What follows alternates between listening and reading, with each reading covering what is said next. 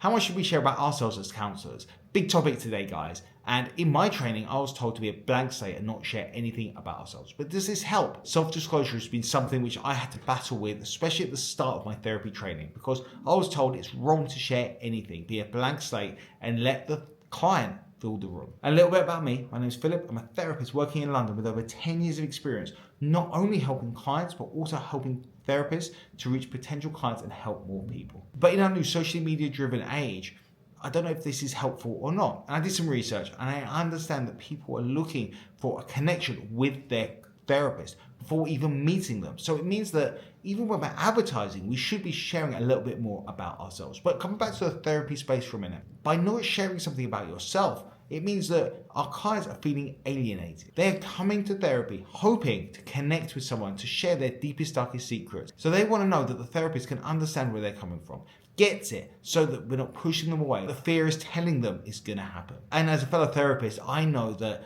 we've heard some stuff which can be really anxiety provoking for people to speak about. And by talking about it, not only are they connecting to us, but they're able to understand that their issue isn't as bad as they once thought. That's what therapy is all about, that therapeutic relationship. And if I'm not sharing anything about myself, then how are people going to fully connect to me?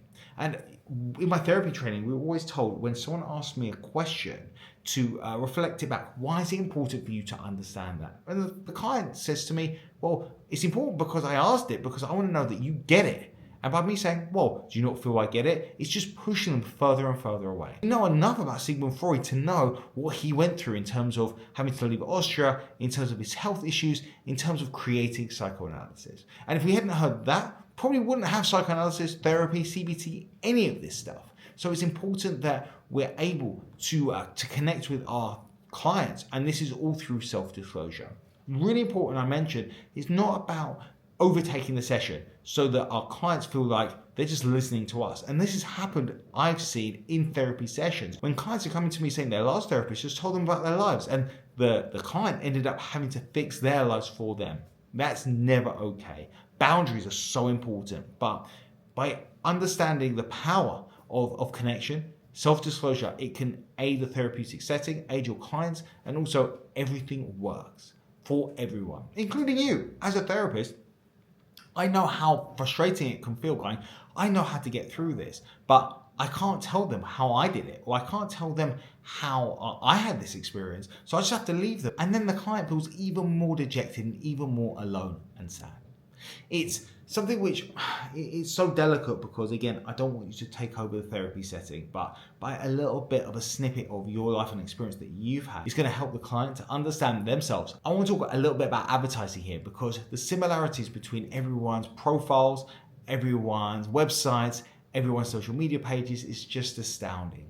And as someone that was looking for therapy a long time ago, looking and sifting through all these directory listings and all these therapists that all look the same, made me think, can I actually be a therapist? Do I actually want to be a therapist? Do I want to go to therapy? And that should never be a thought that someone is thinking about before they go and ask for help. We need to start understanding that we need to differentiate ourselves from each other to highlight our strengths and show people that we might not be the right therapist for you. That's okay. Pick someone else that you connect to. And to say it again, the most important part of the therapeutic journey is the connection that the client shares with their therapist. So a little bit of self-disclosure is going to help that along the way.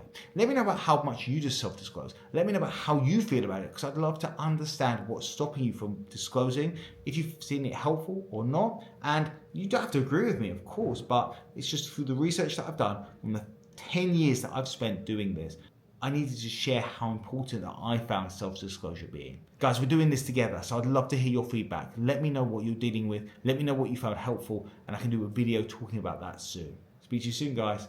Bye.